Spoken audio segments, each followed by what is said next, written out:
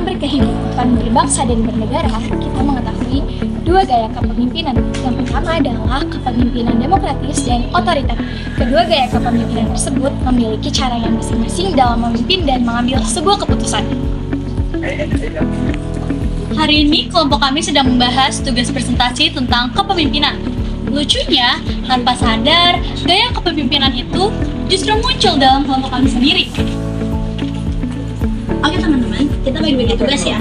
Sebelumnya, ada yang punya ide nggak untuk konsep videonya? Aku mau semua pendapat didengar dulu. Jadi aku sih maunya konsepnya itu drama ya. Jadi drama itu biar kita nggak bosan sebenarnya.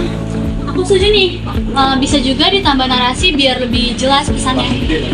Bagus, berarti kita padukan aja ya antara drama dan narasi. Aku akan membuat naskah. Najla, kamu bagian editing, Rahel, kamu narator, dan Olive bisa menjadi pemeran utamanya. Gimana? Sebenarnya boleh.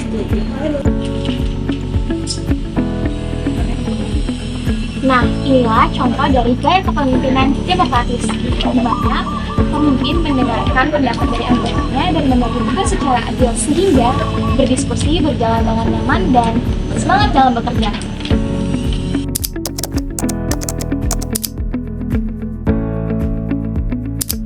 Tapi coba kalian bayangkan, gimana jadinya kalau yang memimpin adalah seorang pemimpin yang otoriter. Kayak buat tugas ini, mending aku semua ya yang tentuin.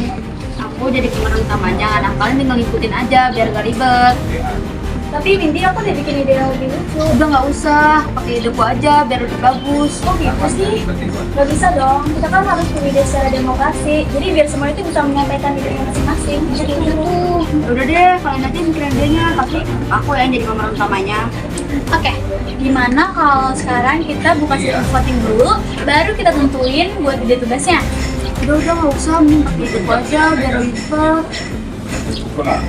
Nah, itulah contoh dari kepemimpinan yang otoriter. Memang cepet sih, tapi bikin anggota jadi nggak nyaman dan jadi malas untuk diskusi. Nah, kalau kerja kelompok, yang penting bukan cuma hasilnya, tapi juga harus bisa bekerja sama. Iya, soalnya kalau semua dilibatkan, pasti hasilnya bisa lebih menarik. Kayaknya aku bakal belajar jadi pemimpin yang lebih baik deh. Iya, bagus tuh. Nah, itu dia. Demokrasi bukan hanya soal politik, tapi juga soal sikap, belajar mendengar, menghargai, dan membuat keputusan bersama. Pemimpin demokratis membuat anggotanya menjadi lebih berkembang, sedangkan pemimpin otoriter membuat anggotanya berjalan sendiri.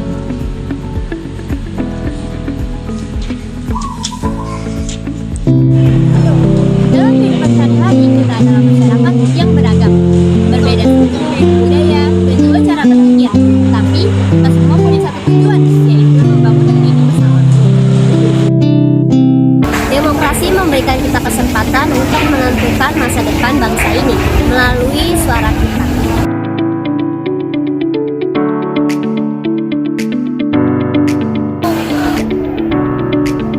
Pemilu bukan hanya dilakukan dengan Sekali saja, tapi bukti bahwa rakyat berdaulat untuk menentukan arah bangsa ini.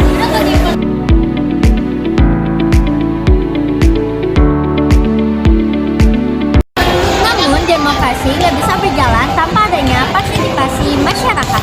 Demokrasi juga bukan cuma tentang hal hak memilih, tapi juga tentang berpendapat dan mendengarkan pendapat orang lain.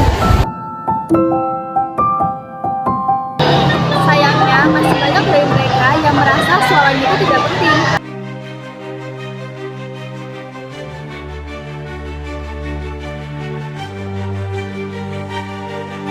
Mereka lebih memilih untuk diam, tidak berpihak pada siapapun, dan mereka tidak peduli dengan